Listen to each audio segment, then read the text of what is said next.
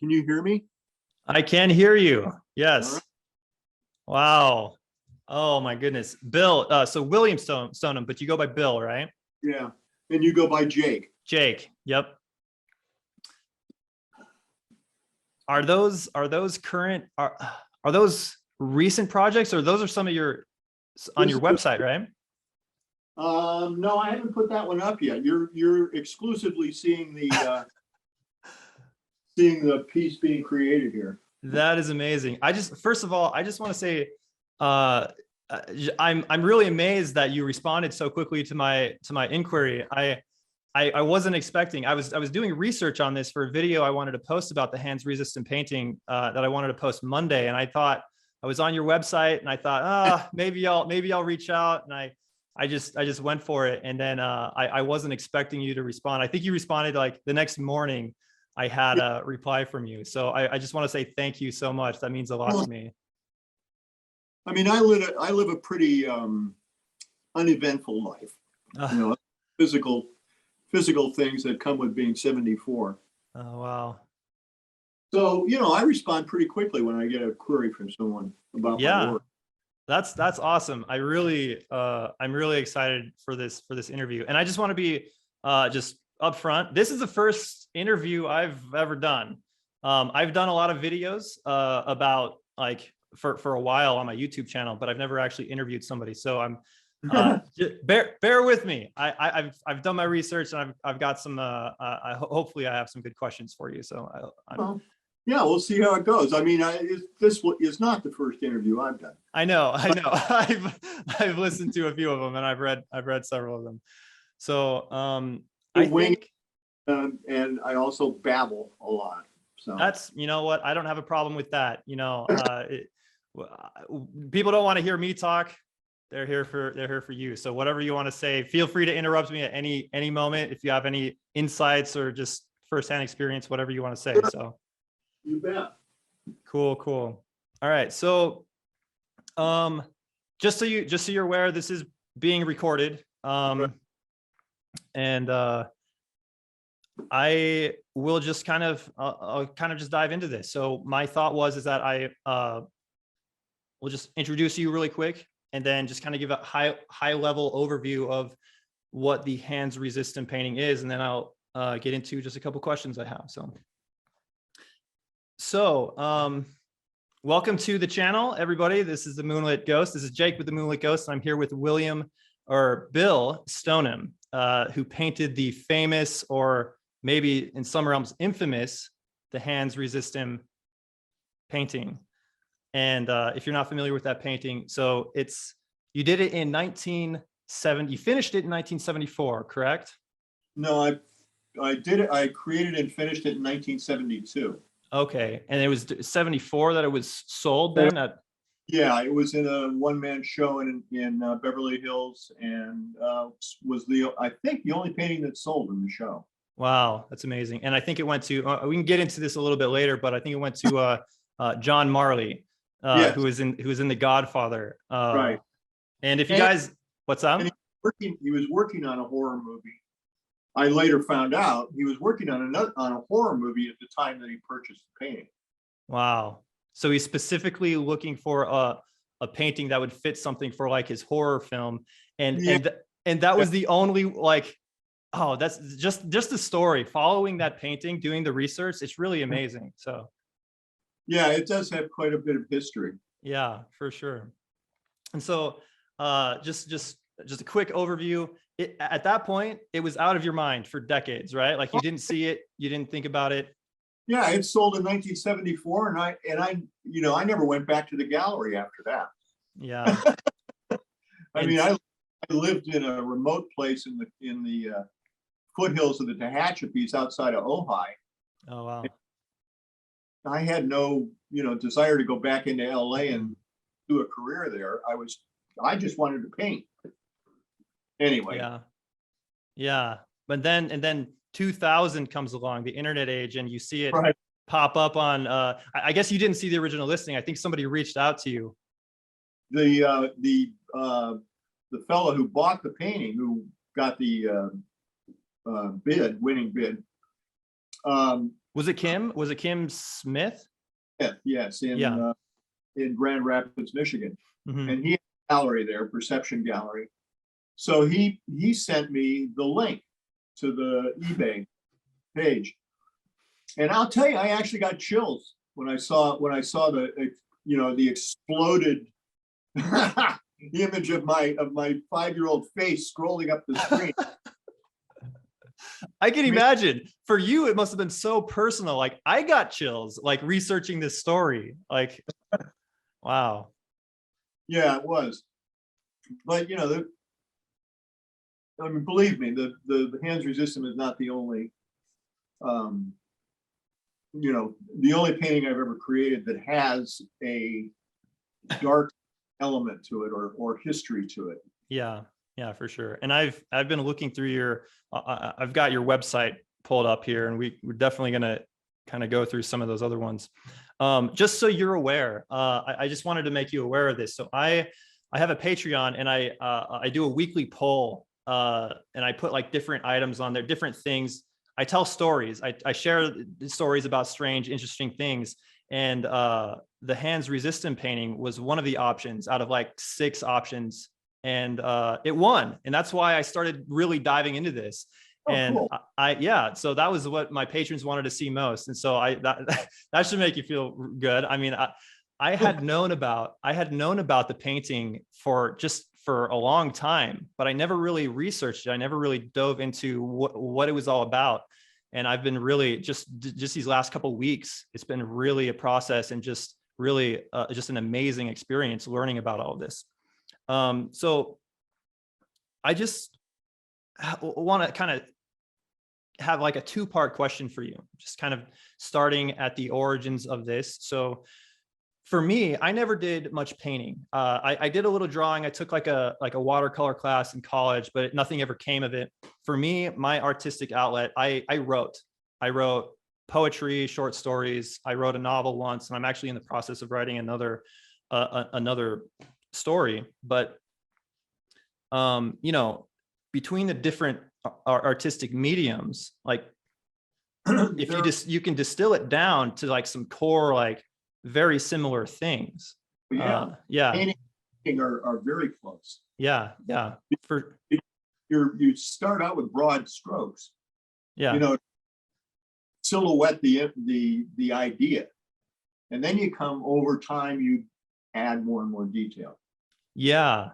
And for me, sometimes I would get a thought like in my head, or just kind of well up, whether it came from exterior or inside of me. And I would just sit down and I'd start writing. And sometimes like if it was a poem, like sometimes a poem would just flow from me. It's like I wasn't even writing it. It was just like all I was doing was like my bumbling hands were uncovering something that was already there. And whereas other times, like I would like wrestle with it. I would fight with like a paragraph or a word or a sentence, and I'd like, that doesn't work or whatever. So I'm very curious for the Hands Resistant specifically. For one, kind of a 2-part question. One, what was it that inspired you to paint it in the first place? And then when you actually did sit down, part 2 is did it flow naturally? Was it easy for you to paint, or did you have to wrestle with it? Well, I mean, actually, logistically, I'll give you a part of the explanation of the painting's creation is that it was done in about a 2-week time frame. Okay. And I had a collection of old family albums, and in the family album was a picture of myself and the neighbor's girl standing in front of my grandmother's apartment. Yeah. In Chicago. And the thing that struck me was the lighting. There was some real sharp shadow and light areas, which tended to be true of all the photographs that my parents took back then. So they were material. Anyway, because I like that. I like the contrast. The contrast is going to give you 3 dimensions. Instead of just a flat palette of value, you have something that has a stark contrast, and therefore it pops. It comes out. Yeah. Anyway, so I started the painting, and I think at the same time, my first wife wrote the poem, The Hands Resisting. Mm-hmm. And for her, it was the element of my not knowing who I was because I was adopted. Yeah. And she said the hands resist him like the secret of his birth. And it was the idea that the child, that the doll standing next to me is a sibling that I don't know. Now, a lot of what I'm telling you is something that's come to me more over the past few years than it was at the time that I painted. At the time that I painted the hands, there was the poem, which kind of inspired me to create the disembodied hands in the gloom there, and then the the environment that we lived in. I mean, it was a very haunted place. This was It was in the Matilaha, which is, if you looked at a map, it would be going up between Ojai, Ventura, all the way over the mountains and into Bakersfield. So you're looking at a part of California's geography where there's these massive Tehachapi mountains are pushing the coast there, and they create these strange little culverts, valleys and canyons and so forth. And the Matilaha was one of those. And that's where we lived. We lived in an old stage house that had been built in the 1800s.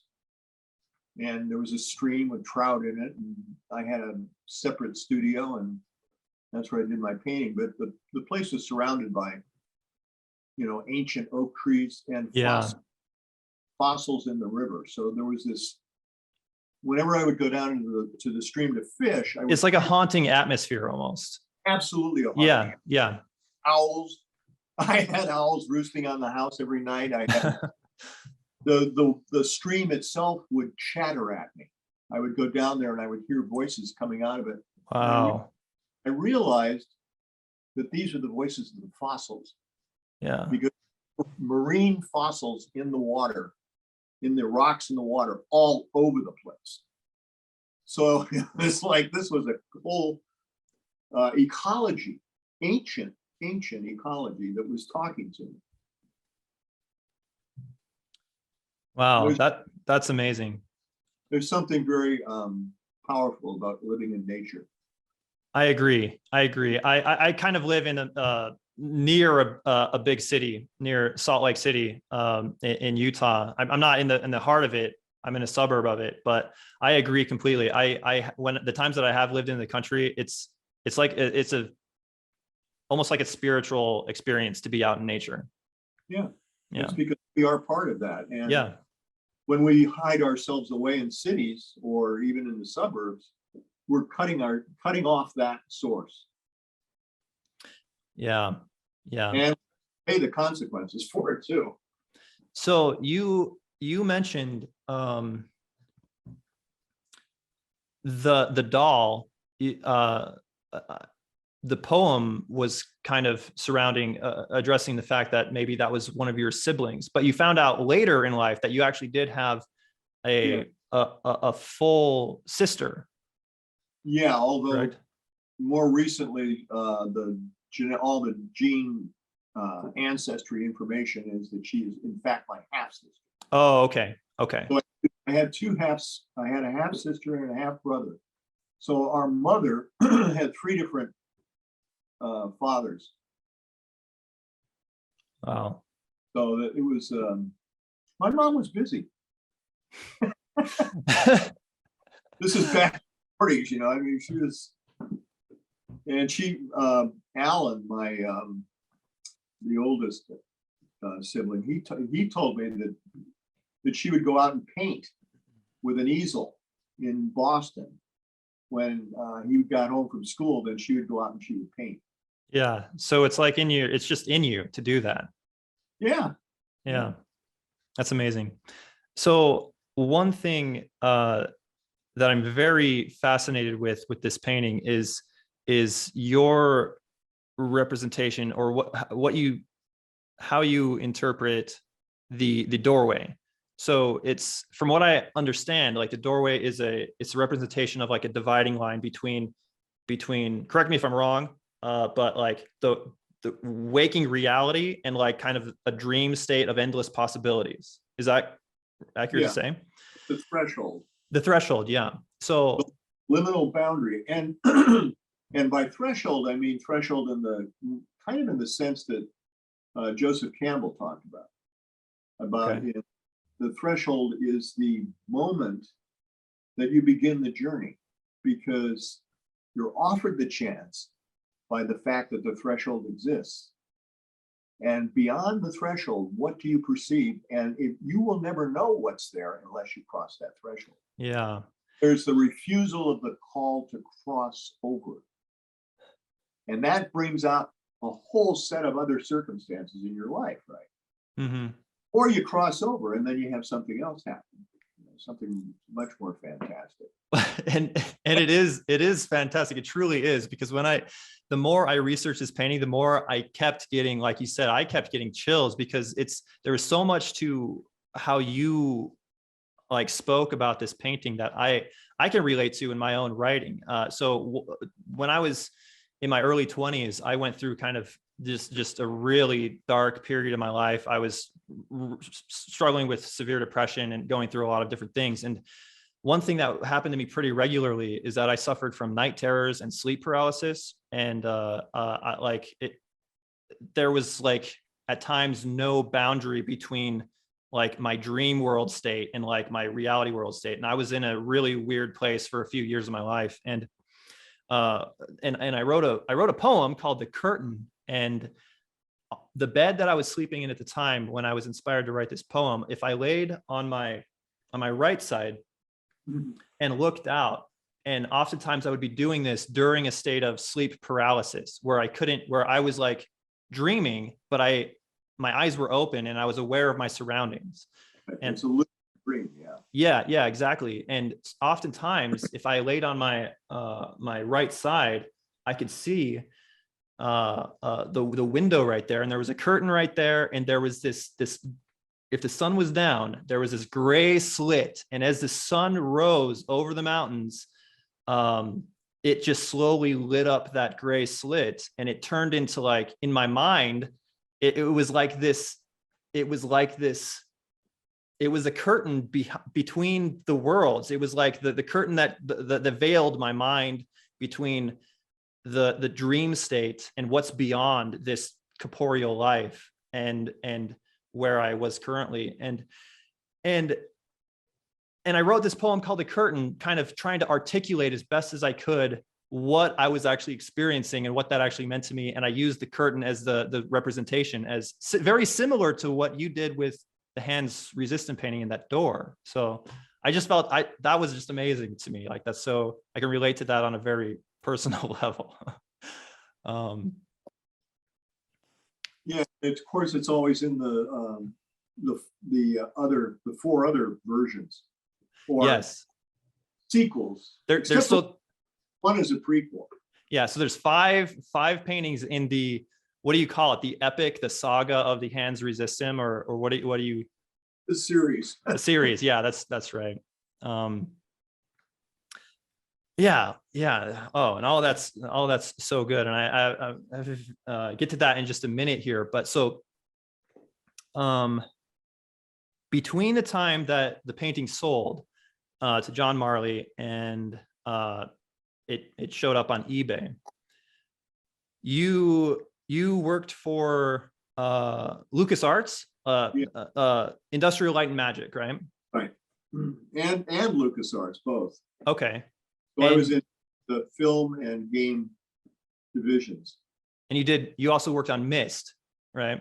I did. Yeah. Well, no, correction. I worked on the sequels to Myst. Oh, okay. That's still really cool. And I just kind of want to shout out just a couple of the films that you had a hand in. And correct me if I'm wrong, but you helped with one of the Friday the 13th movies. Yes. Yeah. The Fly. And so the reason I'm doing this is because, what's that?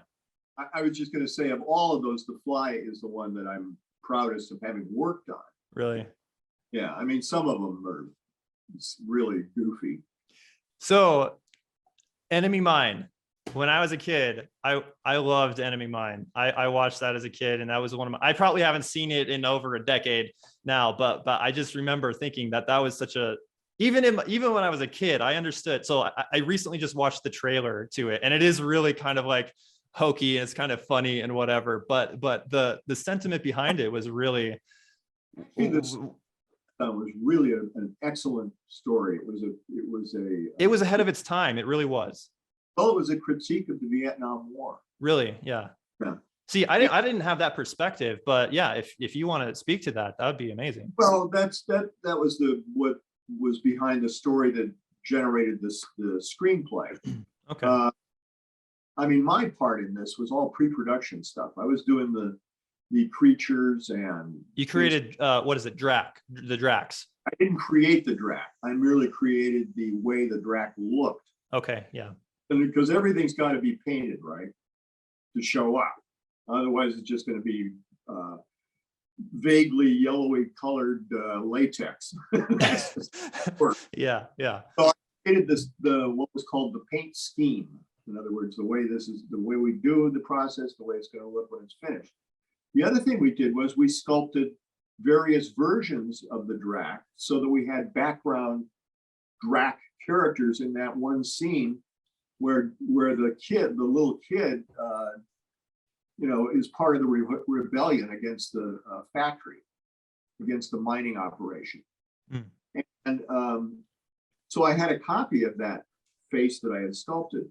Very, unambiguous version of a Drac, but I put tiger eyes.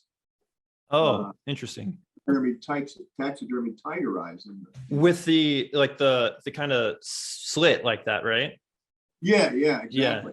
Yeah. And so I had that head on a plaque and I had it hanging in my house and my apartment when we lived in Mendocino.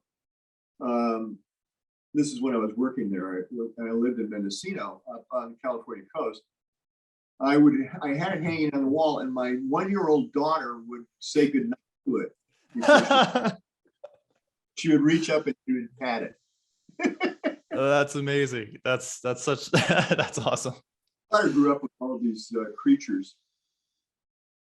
That's really cool. Okay, so yeah, that's great. So 2000 is rolling around, and you get this. Kim Smith reaches out to you, and you see this, and you read the description. And for those of you who don't watching this, who don't know what it is, somebody had gotten a hold of the hands resistant painting, and they put it on eBay. And the story behind it is that they said it was haunted. They said that the characters in the painting were coming out at night and terrorizing their daughter. And there was like this whole like haunted. They were scared of it and they wanted to get rid of it. And that was kind of what kickstarted the whole urban legend of the hands resistant painting in the early era of the internet. And so when you read that for the first time, I can only imagine what it was like. Did you believe the story, or did you just think it was like kind of like a joke? Like they were joking about it. It was really a mixed reaction to it. I mean, I realized that this was a pretty damn good sales pitch. Yeah. Right?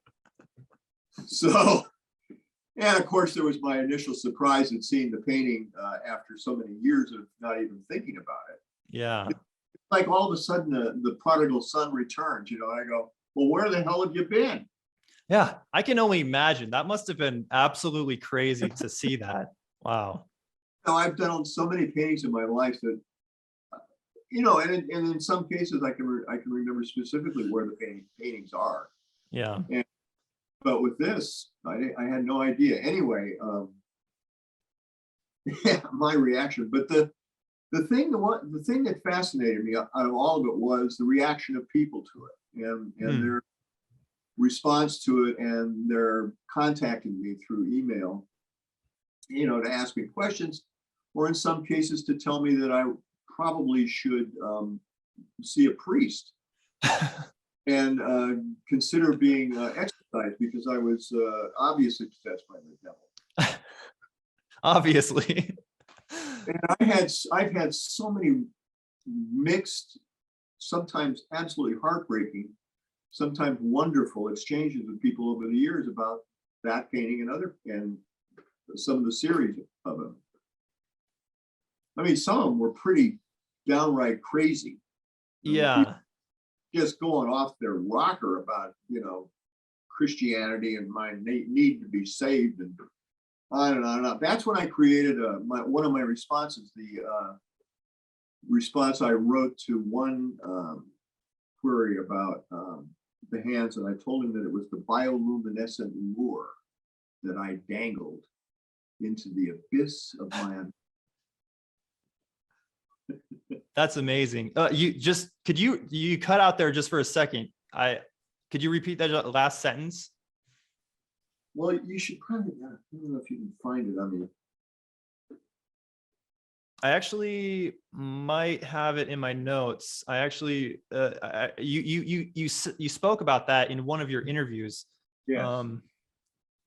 Yeah. I'm not seeing it in my notes. But yeah, the bioluminescent lure. That's just wow.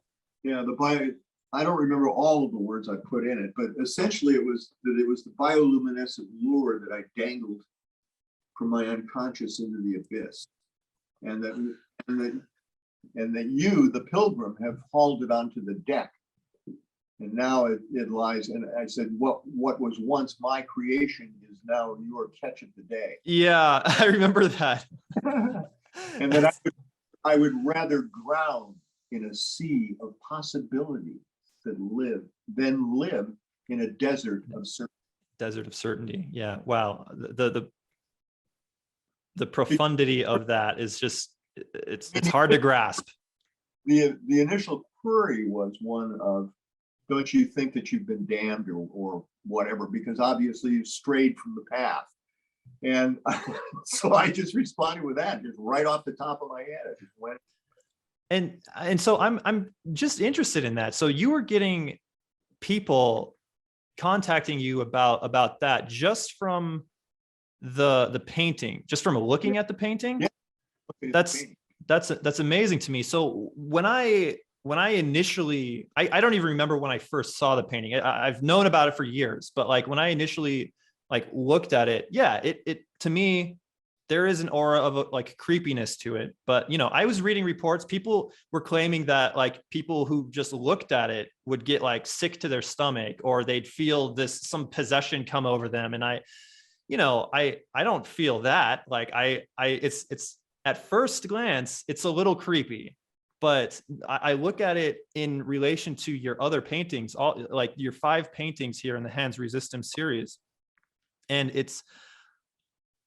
I am just dumbfounded because, I write stories with words, but you write stories with these amazing visuals. And like, just looking at these 5 paintings here, it's like an epic saga. And I fail to find the words to describe how it makes me feel. Like there's kind of a sadness to it, like a morose, the profound nature of all of that. You can just tell it's all woven together. And I can tell you've really thought about this, thought about how each one of these correlate with the other ones. And I keep looking at this, one of my favorite little features to these paintings. In the original painting, you have in the Hands Resistem painting, there is, I'm not exactly sure what it is, but I was kind of under the impression in the top middle pane of the door, there's almost like a crescent moon reflection. I initially thought it was like a reflection of the moon or something like that. But then in 2017, and I believe you did this for Zach Baggins, yes, from Ghost Adventures, you have this little thing dangling in the back, and it's like the crescent moon. And I'm just like, I love that so much. Did you is that something? What was that originally when you originally painted it? Was it a reflection of the moon, or what? Did you know what that was? Well, I tend to use the moon actually fairly often in my work. Yeah. And it's The because moon is great. The Moonlit Ghost. That's the name of my channel. Yeah. it's circular. Yeah. And the circle is containment and completeness. So it's a way of saying, here is completeness. Here is a pause in this journey where you can find something that will rejuvenate you. Yeah. Or it could be the portent of your demise. It depends on how I paint it or where I put it in the composition. It's also a compositional element. Yeah. It helps balance the work. So I guess this is a very like, I don't know if it really matters, but I for some reason I'm very interested. When you initially painted it, was it a reflection of the moon, or did you have in your mind's eye that it was actually like something in the back? It was a reflection of the moon. Okay. Because the thing is that in the canyon where we lived, if you thought about it, when you look up at night, you saw billions of stars. Yeah. Because being in this canyon in the mountains. But it also created a very narrow viewing area, right? Yeah. You see the horizon anywhere. So when the moon showed up, it was like a magical event. And that particular crescent moon was, to me, was the most potent of symbols. Oh man, yeah. It represented not only the awakening eye, but the idea that these are the horns of some great entity. Yeah. Wow. Wow, that's amazing. So, oh yeah, where are we at? So, Kim Smith, I think Kim Smith currently still owns the painting right now, right? Yeah. And Yeah. he, to my understanding, he has it in a gallery in Grand Rapids, Michigan, and he's got it locked away in a cellar. Is that right? Well, I think, yeah, that's what I've heard. I haven't asked him if that's where he actually keeps it. Okay. I've seen a photograph on, I think, Greg Gibbs' website, the person who's making the documentary about the painting, and they show it like isolated over in the corner in the cellar. And so yeah, it just has it's just filled with so much of its own like aura and its life. They keep it in the cellar, locked away in the cellar in the corner. It's very, very interesting. So I actually, let's see.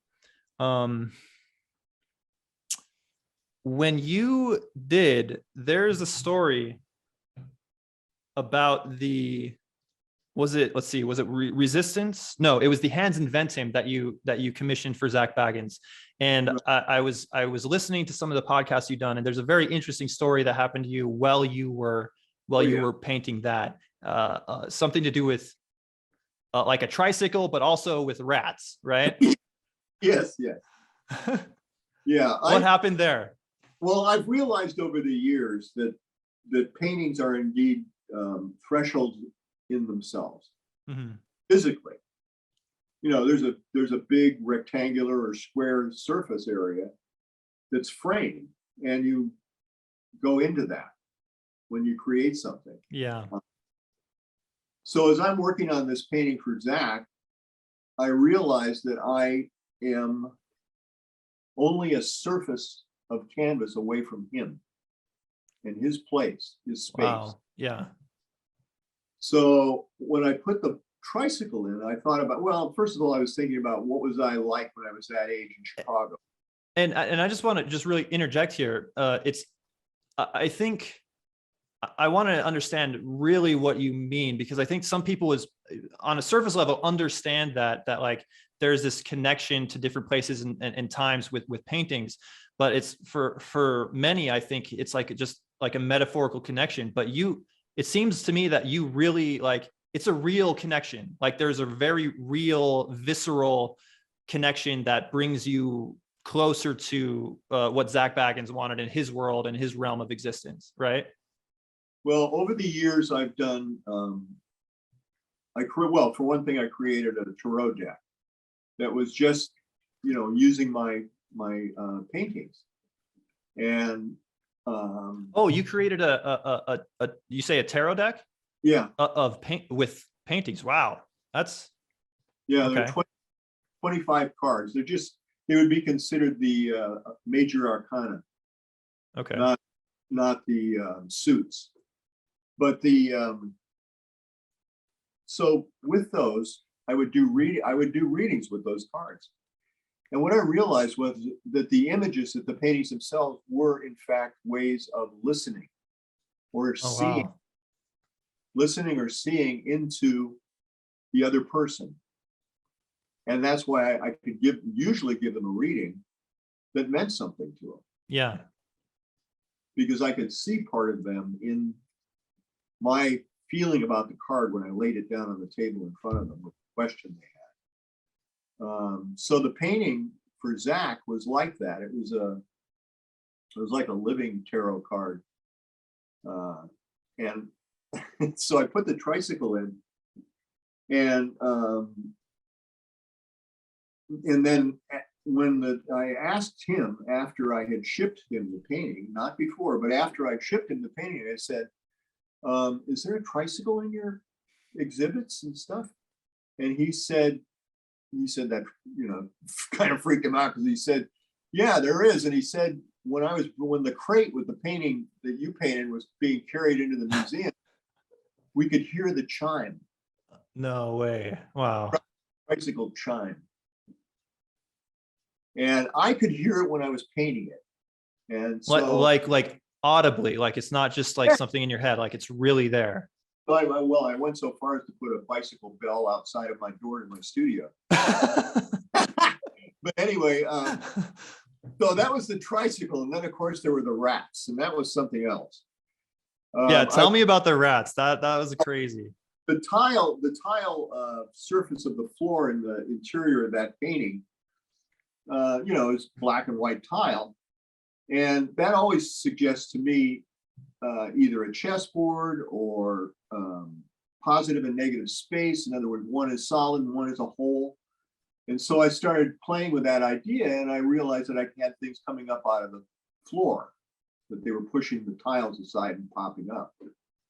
So I came back into the studio the next day, and there's a hole in the wall of my studio, and the rats chewed through this group of about 6 rats had chewed through the drywall and fallen down into the studio, and they couldn't get back out. Wow. Okay. Because they couldn't jump up high enough to get out through that hole. So they're here in the studio, and they're getting behind some of my paintings that I have leaning up against the window or whatever, and deciding whether or not they're going to hang out here and have a family. Yeah. And here's these 5 or 6 rats, and I just freaked out. I just took my pellet rifle and I shot behind the painting, lined up with them, and I shot it, and I killed 2 of them with one shot right there. Wow. And the other ones I trapped, and this is a little gruesome. I chopped one with a machete. You gotta do what you gotta do. I mean, these rats had invaded, and I was completely freaked by the idea that that these things were going to start chewing up my work. Yeah. They will make anything into a nesting material. Yeah, I know. And I can imagine that must have been just like almost like your sanctuary was invaded by these like fiends from hell that were going to try to like destroy your livelihood.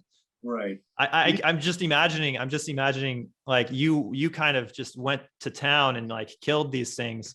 I just imagine like one, I'm grateful. I guess I'm assuming you didn't like damage, or none of your paintings were damaged in the process, but I'm also like secondary, like thinking like, I won't tell you which painting, but one of the canvases has blood on it.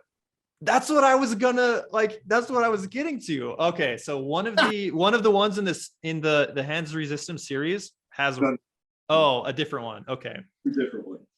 Yeah, you don't have to tell me which one, but that's kind of what I was getting at. Like, what if you like, how much more value would that add to it if you put a hole in like one of your canvases trying to take out one of these, or rat's blood? That's kind of gruesome. That's kind of gross to think about. But yeah, I was just curious. Yeah, I mean, the other option was to just leave them alone and let them die, and then or poison them and let them die, and then have their skeletons back there. Yeah. Yeah. Wow. Okay. So, um, you commissioned that for Zach Baggins, but then you had so there's the original the hands resistance at the threshold of revelation. For Zach Baggins, the hands invent him, and then just this year you did What Remains, and I just am like looking at this image, and it's, can you just tell me about that? I like it almost looks like an explosion. I had that as a really as a vision. Really? Yeah, and I was talking to. When did you finish it this year? Was it just recently? I think I finished it in March, maybe. Oh, okay. And I hung it in my local shop here in town, run by these wonderful women. It's called Kronos. Yeah, and oh, I live on Vashon Island, which is in the Puget Sound region. Okay, yeah. So this little, in our village, we have, some shops, and so I hang my work there, and I put it in there, and it was gone in 3 days. Somebody came in and bought it, and now I regret having put it up at all. Yeah. I wish I had just kept it, but there's something about my work where it's like once I sign my name in the corner, I need to move it. Well, first of all, so I have space to make a new painting, but just to have it out of my consciousness. But it's done, like it's fulfilled kind of its purpose for you, and it can move on, right? And that painting in particular, I realized was what I'm going to refer to as a cipher for the supernatural. A cipher, like a code? In a sense, a code, a visual code. If you take the painting, and I don't know if I put examples up anywhere on the internet, but if you take that painting and you split it and then flip it, so you have 4 possibilities, right? You have the left side, and you flip that and put the 2 left sides together, mirroring each other, or you do that with the right side. You end up with, these different versions of the painting. And it's really, and then you can take the painting and turn it completely over, upside down, 180, and you'll see a crypt instead of a doorway. Is this brand new? Does anybody know this? Well, only people that I've written to about it. Wow. Okay, that's amazing. I'm gonna have to, after this over, I'm gonna be like playing with the image and looking at it. That's I'll send you the little note thing. That would be awesome. Yeah, you've got my email, so just send that over. It has the images mirrored and so forth. Oh, that would be so cool. Here is that it's revealing something. It's revealing something very potent. Is the only word I can come up with. And you're familiar with the idea that behind the Green Man motif? No. Well, the Green Man motif is a vegetative face. In other words, it's made up of branches and leaves and that kind of thing, and it creates a face. This was something that primitive man. Oh, that's a painting, right? Well, it's actually an architectural motif, but it's been used in other ways. And I've used it in several times to create works, but sculptural work.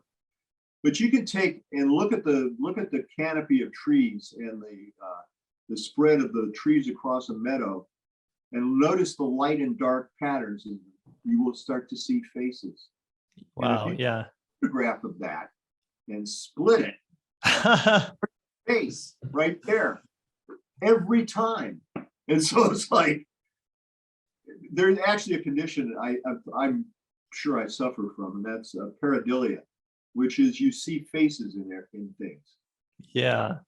I think that's pretty common. Yeah, I think we're born, you know, as you're a baby, you look up to your mother's face, and that's kind of how you know you're safe and you are comfortable. exactly. It's an instinctual thing. Yeah, yeah, Hard to us. yeah. These paintings are, that painting in particular, what remains is has that element in it. Wow. And then you begin to see things in it that are just, you know, they're pretty spooky looking. Demonic, demonic entities. Sometimes I can like, especially like on the ceiling, if it's like if they have the weird like patterns on the ceiling just from the paint. Sometimes when I was a kid, I did that all the time. I just look up there and you'd see all these images, and then just Yep. the faces would just naturally appear. Like that's just so easily what you see. And yeah, that's I'm gonna be like staring at that painting for like hours after this interview. That's amazing. The other idea of the title is what remains, is the idea that this is in fact the doorway to the apartment in Chicago, only it's now, you know, or Wow. maybe 100 years from now. In other words, it's gone, but it still exists as this kind of molding, you know, architectural element with the child's skull sitting down there, and then the feet disappearing up off the frame. Yeah. Did you this series, when you initially painted it, you talk about having this kind of psychic connection, that it's the doorway when you're painting it into like these other worlds. Did you have any idea, any inkling when you first painted it that it would turn into this series and it would become what it was? Not No. at all. Yeah.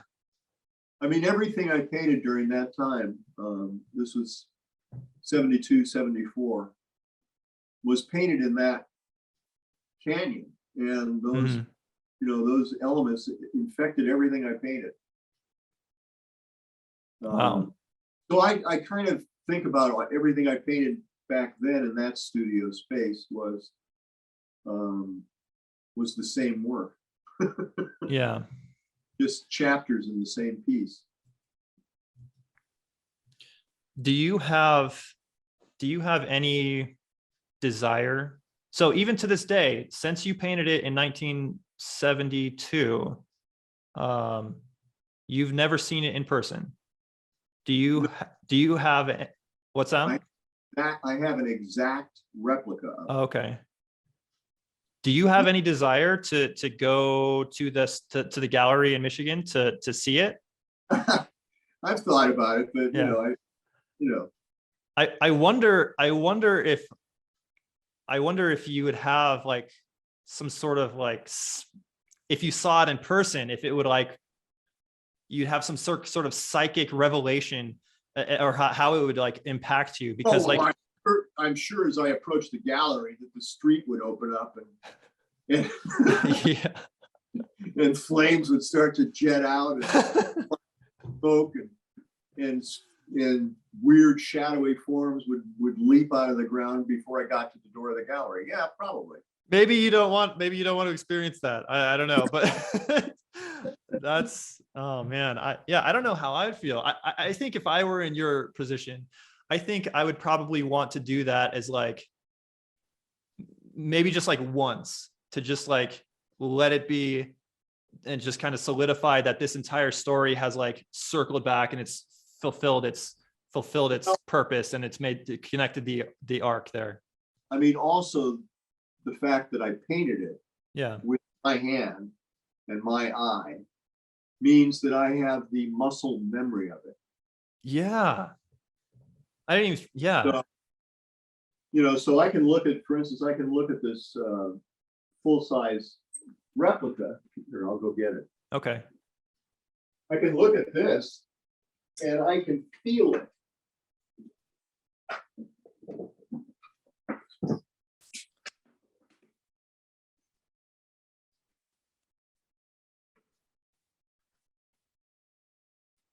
Oh man. That's a replica. Yeah. Yeah, this is actual size. Can you hold it up just a little bit higher there? Yeah, oh wow. For a second, it looked like he was just dancing in midair. All I could see was your fingers on the outside. Wow. Oh man. I was gonna, what's up? Tell you, it's something that's I have Parkinson's, so Oh, okay. things that's happened to me with that is that as I mentioned, muscle memory, that is literally how I have to paint. Because if I focus too much on the brush in my hand, I start to get the tremors. Oh, okay. So what I do is I put the I have the paint on the tip of the brush. I put the brush down to where I'm going to work, and I unfocus, and I just let it go. Yeah.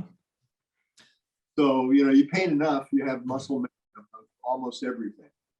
That's really fascinating. You kind of just, you go into like a flow state, and it's just like, because of you've done it so many times, it just kind of happens, but like your consciousness can then direct the muscle memory in a way, I guess. Well, yeah, it's like my consciousness is one step ahead. Yeah, yeah. Because that's where I'm thinking about where this is going, literally. Yeah. That's amazing. I was going to ask you if you would give like a sneak peek at some of your current projects, but that you, boom, right off the bat, you've got a few right in the background. And that's awesome. Would you be willing to kind of like say what these, I see specifically at least 3 of them. Could you talk about what they are maybe a little bit? Okay, so this one is a piece I'm currently working on. Yeah. Are those, is that one bird? Is that a raven? Yeah, that's a raven. And correct me if I'm wrong, but you did a self-portrait of yourself and you called yourself the Raven King. Is that right? Not me. The No? raven on the shoulder is the king. Oh, the Raven. That's the Raven King. Wow. And in this, I don't know if you can see it, but let's see if I can prop this up. I probably should have. I am gonna I'm not gonna be able to live this down if you drop that. I don't know if you can see it, but I'm standing there. The 5-year-old child is standing on top of that ruined streetcar. Just to the left of the middle pillar. Yeah, the middle building, and it's just to the right of the middle building. I think I see it. It's very hard to make out, but yeah. What's the name of this one? Well, I'm currently calling it, now can you see it? Raise it up a little. I see. So there's 2 like train cars or like a bus. Right. And maybe raise it up just a little bit more. Sorry. And then on the roof of Okay. one, Oh, I do. I see you. Yeah, you're to the right of the middle pillar. yeah. Yeah. Wow. It's called Inheritance. Okay. Is that going to go up on your website? Yeah, well, when I'm done with it. Okay. Yeah, it has to do with my current state of mind in my work is between terror and whimsy. I can tell. That's what your paintings imbue. Yeah. I'm terrorized by what's happening to our world. Oh, yeah. Yeah. And the fact that we will probably perish as a civilization, which is kind of what this is. Yeah, it's crazy. It's crazy out there. Yeah, I agree. For our children. Yeah. And I feel compelled to paint like these kinds of things, and I'm going, what are you going to do with the paintings, Bill? I mean, you're going to run out of wall space eventually. Yeah. But people, I think people buy them from you, don't they? I mean, this is. Yeah, they do actually. Yeah. Yeah, It's really amazing work. I really appreciate it. I already told you that I feel like I can, uh, I relate in some ways to several of the works that you've already done, and it's really amazing to me. So thank you. Appreciate it. you have a full-length documentary in the works, right? Yes, Greg Gibbs. Greg Gibbs. I haven't been able, other than the website, I haven't been able to find out like when it's coming out. Are you at liberty to say if it's coming out soon? I do not know. Okay. I don't. I don't recall that, Senator. No, I.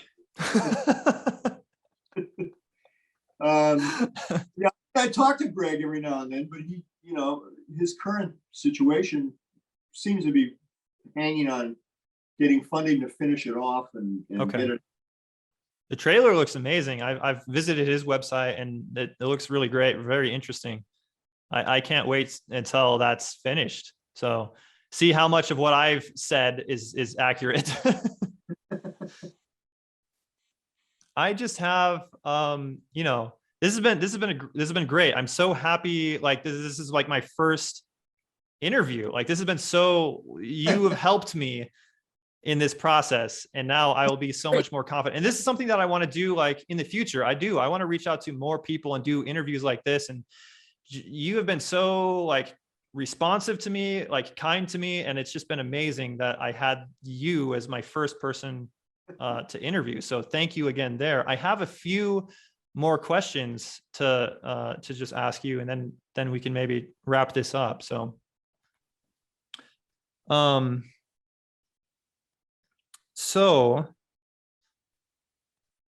how come you don't have a Wikipedia page? Your painting does, the Hands Resist Him do, but you don't yourself. I'm not sure. What if I made one for you? That'd be great. I might do that. Yeah, I think I'm gonna do that. You deserve one. So Patty, my wife and fellow artist, yeah. does a Facebook page for me. Oh, perfect. Yeah. Yeah, because I get too crazy. I mean, if I had to deal with it, I would really screw it up. The Facebook page? Yeah, I'm sure I would. Is it like your personal Facebook? So Bill Stoneham, or is it for your business? It's Stoneham Studios. Oh, on Facebook. Yeah. Facebook, yeah. Everybody watching this, hit him up on Facebook, Stoneham Studios. Yeah, because I'm planning on doing something with NFTs. Oh, that is that's like people own like digital work art, but they don't really have it. What is that? Could you explain? I've heard of it, but could you maybe explain that? Well, I'm certainly anything but an expert on it, so I'll probably screw up what I'm explaining here, but it's a licensing process for an image. Okay. And it's been stamped. In other words, once it has the marker and it's minted, as the phrase is used, it's got its own unique signature.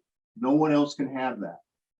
Now they can purchase it, right? Auction it. And then they own it, and so it gets another mark on it that says it's there, it's now theirs. So it's kind of like cryptocurrency in that way. Yeah, exactly. Yeah. Exactly. Yeah. It's cryptocurrency for works of art specifically, or creative licenses. Yeah. Yeah.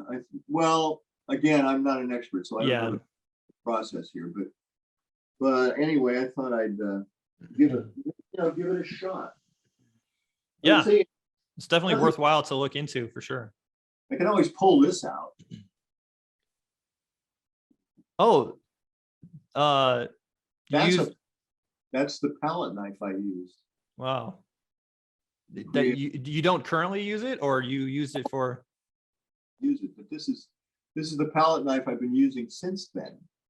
Since you painted, you use that to paint the Hands Resist Him. Right. And you're currently using that to this day? Yeah. No, Wow. I don't actually physically paint on the canvas with the palette knife. Mm-hmm.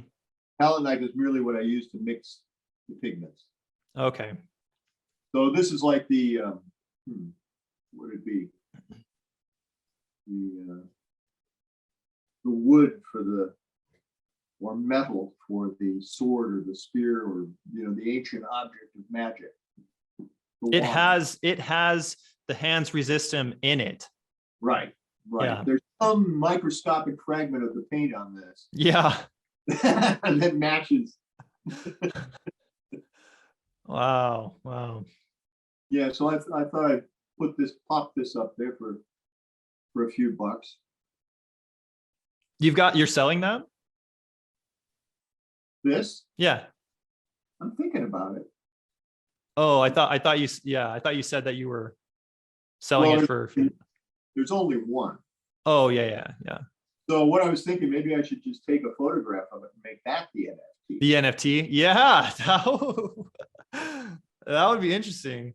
I will follow what you do with that, because I'm interested in NFTs as well, how that works out for you. So that's interesting. Yeah, what a screwy world we live in. It's strange. I love having lived in the time period between analog and digital. Yeah. What an amazing process. Yeah. I didn't have, I'm how old am I? I'm 35. And so I remember when the internet came out, like I remember like prior to 2000 not having internet, and then it slowly it took over the world. But like that must have been very interesting to go from what you're talking about to where we are today. It's just it's unbelievable, like in both good and bad ways, how the world has changed. I was very fortunate to have worked at Lucas at the time, because here was the bridge between the analog world and the digital world. Mm-hmm. And they were on the cutting edge of all of this. Yeah, probably every 5-6 weeks we would get an upgrade in video cards. Yeah. Our, all of that. And when I started at ILM, of course, there wasn't any digital. Yeah. Everything was done by hand. And that was really cool. Creating mascots and pyrotechnics and that kind of thing was a lot of fun. I can imagine that would be a lot of fun. I have 2 more questions for you. One of them is somewhat unrelated to the world of painting, but it's kind of in there in the same sense of this, what you talk about, this kind of psychic, this spiritual connection with your paintings and this whole weird, strange world. Actually, you know what? I have 3 questions for you. So at the end of the day, you believe very, it seems clear to me that you believe in the paranormal. Like you believe that there are ghosts and spirits and these different entities that interact with us on different levels, correct? I would have to qualify it only in that I don't think I would describe it quite that way. Okay. And only because I don't want, well, the thing is that when you do the paint, once the painting's finished and people look at it, then they are making their version of it. Yeah. In their mind. So all I'm doing is I'm putting down suggestions. Mm-hmm. Where it's like, complete this sentence, and you write the next chapter in your head about what this means. So it's less. I'll tell you what I think. It's not like if I am understanding you correctly, you don't necessarily believe that there are, like, when a person dies, like their spirit hangs around and they're a ghost, but there's more of like a more overarching connection between energy and matter and everything like that. Exactly right. Exactly. Yeah. Okay. Or I don't know if you're familiar with the current research on mycelia, the connection with mushrooms and fungi, how in fact the largest living entity on the planet is this group of fungi. Yeah, yeah. And then every one of those little pathways, every one of those little fibers. It's like brain. It's like neural connections, right? Exactly. And if you look up at the cosmos, yeah, you will see again those neurological pathways. It's amazing. Yeah, I connected. And all I'm doing is opening up with one little tiny window over here and going, oh, look, here's a story, and it's part of this branch. It's all, and fibers connecting each other visually. But I don't think in terms of spiritual or, that there's invisible entities, that are going to control our lives. Yeah. I think it's that we are in fact all connected, and age, we either lose the ability to find that or we become more immersed in it. And you kind of, there's oftentimes, it seems like there's no like just walking down the middle of the road. Like you either get further away from it and you kind of, like you said, immerse yourself in it, right? Right. As we get older and as we kind of like continue to make choices of what we choose to believe and what we think and like how we feel out, really how the universe outside of us kind of interacts and meshes with the universe internally. And right. Yeah. So that's interesting. I really appreciate that's very well thought out notion on life and how that is. And I think getting to that point where you can kind of see it that way. And I'm not even saying that necessarily is exactly how it is. I don't know how it is, how like reality is outside of my own little minute perception of my little corner of existence. But I think the way you were describing that is a very, very realistic and very plausible way that things could be. And I can tell it's something you've given a lot of thought to. Well, it's because you need to appreciate the moments of absolute clarity. Yeah. Because most of the world is a fog. Yes, it is. So when you have moments of clarity, hold on to them, man. Because that's the stuff of what makes you who you are, and actually makes us part of it all. Yeah. It's beautiful moments, and it doesn't happen every day. And sometimes, may only happen once in a lifetime, but it can be a complete surprise. I mean, the first time I saw hummingbirds dancing in front of me while holding my 2-year-old daughter's hand standing next to a pond, I almost fell down on my knees. I mean, it was so overwhelmingly beautiful. Yeah. That's amazing. Okay. Now I have 2 more questions for you. So this one, it doesn't necessarily have to do with your painting, like I was saying before, but maybe you're aware of this, maybe you're not. You live in Puget Sound, like Washington State. Just bear with me because I promise there is a connection here between what we've been discussing and talking about. But maybe you know this, maybe you don't, but Washington State is one of the highest reported in the United States of people reporting to seeing Bigfoot. I'm a huge Bigfoot nerd. I've never seen one, but I'm always looking into stories. And the only reason I bring it up is because I recently did an episode, just my last one, actually, I think, of Fred Beck's experience at Ape Canyon, where there's the Ape Canyon near Mount St. Helens, and he was attacked by a group of, yes.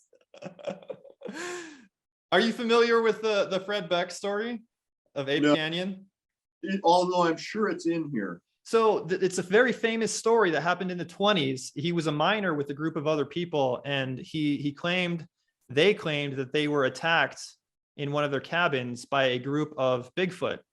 But he didn't just leave it at that. He wrote a book about it. And the reason how this kind of goes into what we're talking about is that he claimed that the creatures that that attacked him and his fellow miners, prospectors, that Yeah. they're not physical entities, that they are actually indeed spiritual psychic phenomenon that exist in a lower state of existence. And that's what he argued, and that's what he said that they encountered that night. And that's why he thinks that they're so elusive, like why people don't hardly ever see them, and when they do, it's hard to actually find real proof and evidence of them. And so I'm curious, have you ever seen Bigfoot, and what do you think about the Bigfoot psychic connection, that these are lower realm entities? I have never seen Bigfoot, but I did a whole bunch of illustrations for this book. Which did you say that you did illustrations for the book? Yeah. You've done Bigfoot illustrations? Oh, I got to get a hold of that book. Yeah, this is published by Arcturus. They're an English publisher. The problem, I have to warn you though, so I don't want you spending money on this. Okay.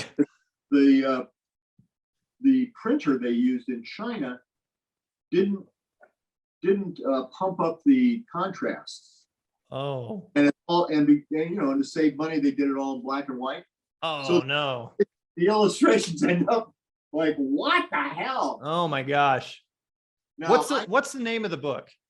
I have the original illustrations, so they're much better than this. Yeah. Called Bigfoot, True Life Encounters with Legendary Ape Men by Rupert Matthews. With legendary, so ape men, that's what they called him in the newspapers when Fred Beck had his encounter. It was all over the news as minor prospectors encounter ape men, and Bigfoot, True Life Encounters with Legendary Ape Men, right?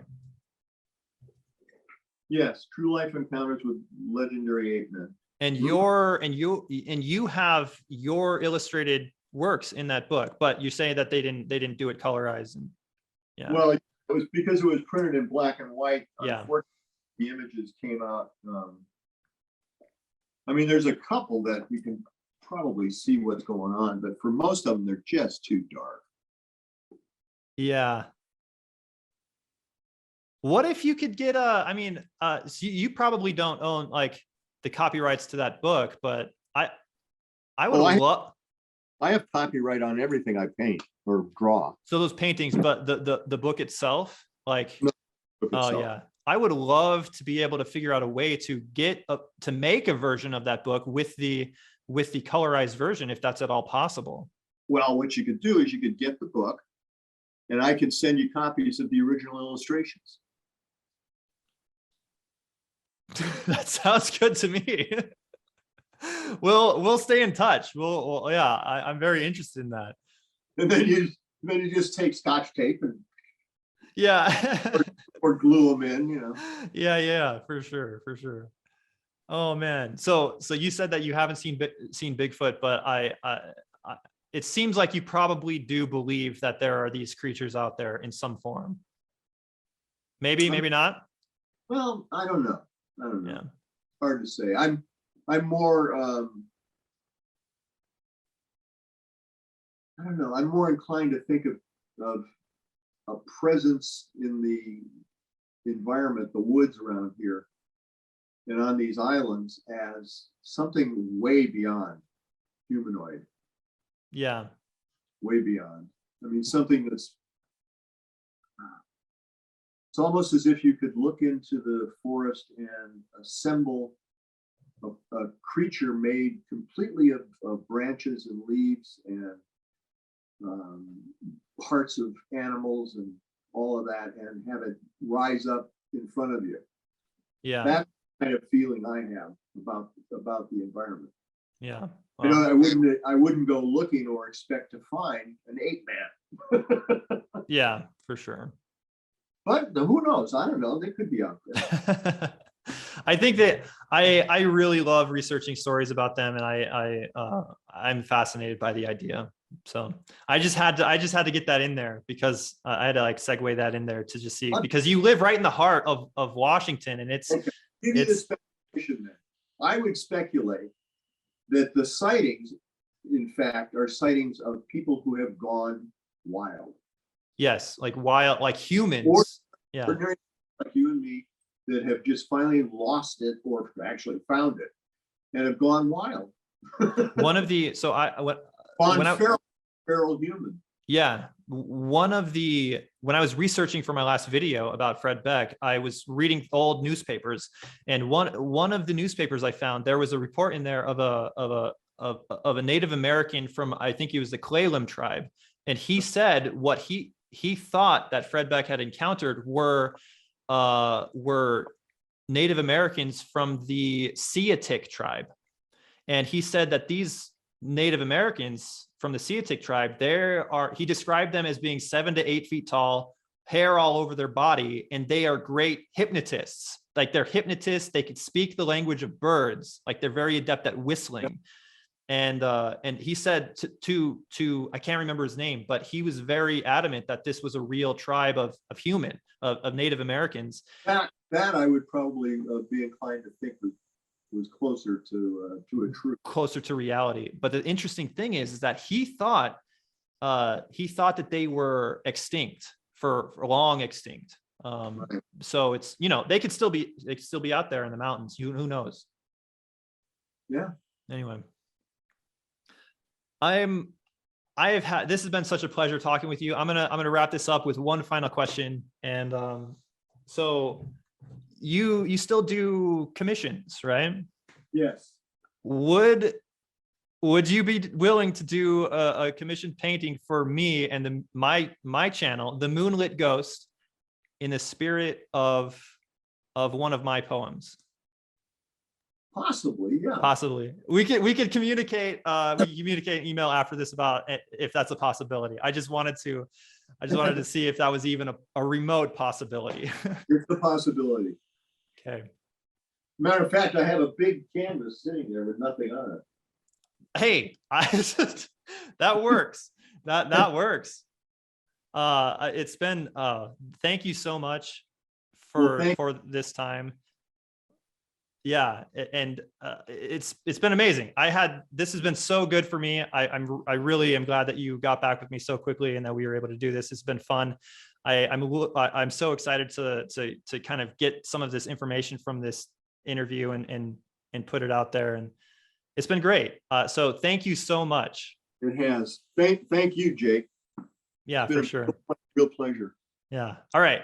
Have a good day. I will see you later. And you also. Thanks.